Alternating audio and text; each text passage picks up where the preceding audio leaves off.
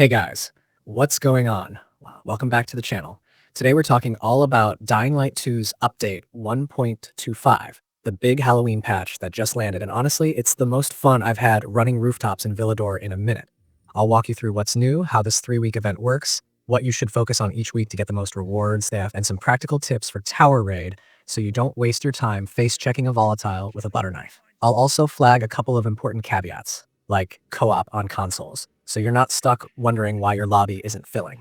By the end, you'll have a clear plan for how to snag the new goodies, push your faction to victory, and squeeze real value out of the fixes that shipped with this patch. Let's start with the vibe, because Techland went all in on seasonal atmosphere. When you load in, the city's dressed up again. You'll spot pumpkins and other cheeky decorations tucked around familiar routes, and more importantly, special Halloween infected roaming the streets. These aren't just for show, they drop the event currency you need. The whole thing is framed as a 3-week showdown, and every week pits 2 themed factions against each other. You pick a side, you contribute points by doing the week's activities, and the community's totals will decide which team earns everyone an exclusive charm when the dust settles on that week. It's simple, it's competitive without being sweaty, and it makes your routine runs feel like they matter to something bigger than just your inventory. Here's the structure in plain language. There are 3 consecutive weekly contests. Week 1 is Plague versus Scarecrow, Week 2 is Van Aiden versus Count Skull, and Week 3 is CyberRaider versus Cursed Pirate. The currency is Halloween Candies, and how you earn them changes each week, which is actually a nice way to keep it from going stale. In the first week, you're basically patrolling Villador and prioritizing seasonal enemies. In the second, you'll switch your focus to Tower Raid, and in the third, you'll pivot to bounties on community maps. Your candies aren't just hoarded for your stash goblin tendencies, though I see you. They're turned into Baka the Unfortunate, who's serving as your event vendor and hype man. Turning them in gives points to your faction and helps the entire community hit milestones that unlock themed rewards. I like that the milestone rewards aren't tied to whether your side wins or loses, so you're still getting something even if you backed the underdogs. But at the end of each week, the winning faction also unlocks a special charm for everyone, which means you can make strategic picks depending on what cosmetic you want to flex. Let's talk efficiency, because the way candies drop changes what's worth your time. In Week 1, if you want to optimize, build a route that loops through zones with dense infected spawns and easy reset points. Rooftop gardens, alleys with choke points, and places where you can kite safely are your friends. If your build leans into mobility and quick weapon swaps, you can chain takedowns while staying out of trouble, since these seasonal enemies can stack up on you fast if you tunnel vision. In Week 2, Tower Raid is king, so you'll want a build that balances burst damage with sustain. Think 1 heavy hitter and 1 reliable crowd control option. Save your consumables for rooms with modifiers that punish sloppy play.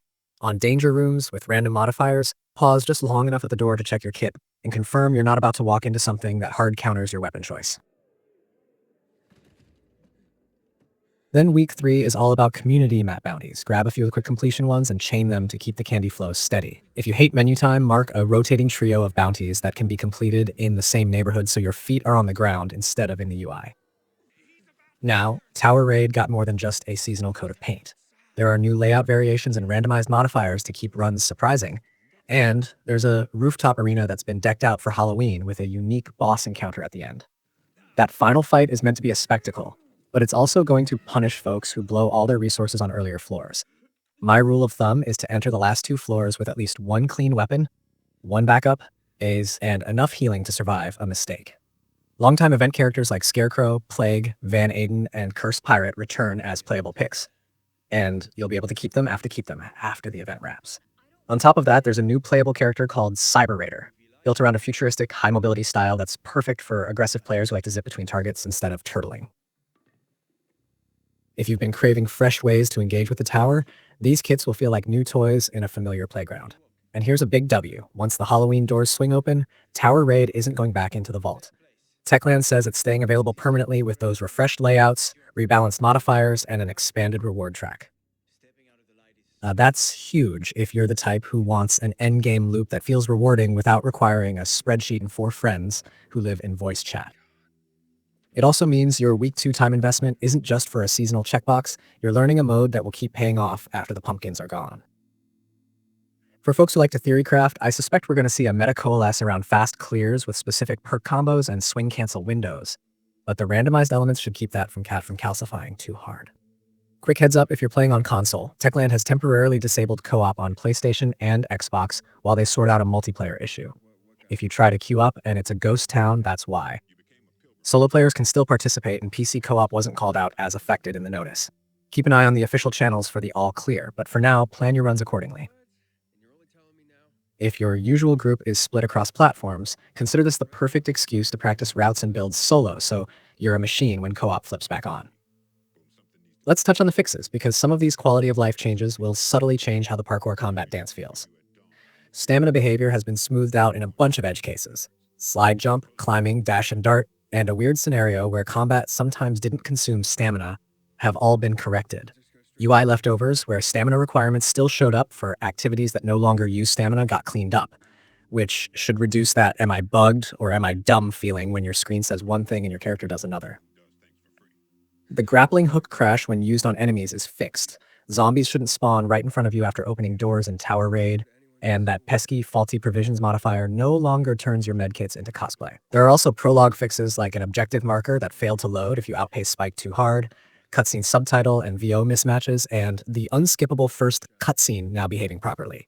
If you're a new player landing in the game around Halloween, your onboarding should be cleaner than it was a week ago. If you're a vet, you'll just notice that things feel more consistent. Okay, strategy talk. If you want to help your faction win each week and also get your own bag of treats, think in terms of candies per minute. For week 1, running nighttime routes can be riskier, but more lucrative if you're comfortable with the chase system and have your escape lines memorized. Bring a reliable flashlight battery plan and a ranged fallback for when a special infected is guarding a tight alley. Swap to a bleed or fire-focused build if you're comfortable kiting. Damage over time lets you tag and move rather than standing your ground. For week 2's Tower Raid, I like anchoring my kit with one tough melee weapon that I rotate out just before it breaks, plus a fast swinging sidearm for clearing lesser mobs. Keep an eye on modifiers that punish greed, like reduced healing effectiveness or enemy waves that spawn at your back. These are the rooms where patience saves more time than bravado. In week 3, community map bounties can feel like errands, but there's an art to stacking them. Pick 3 that overlap in goals, like kill counts, exploration markers, or parkour time trials. Finish all 3 on one lap of the city, cash in, and queue up the next trio before you leave Baka's neighborhood so you're never traveling empty. Speaking of Baka, don't sit on your candies forever. The faction race keeps going until the week ends, and turning in early not only helps push your side toward milestones, but also gives you a better sense of how the community is trending, so you can decide whether to switch allegiance in future weeks. The charms that unlock for the winning sides are visible in the selection screen. So if you're purely cosmetic motivated, pick the side with the reward you want and evangelize your friends to do the same.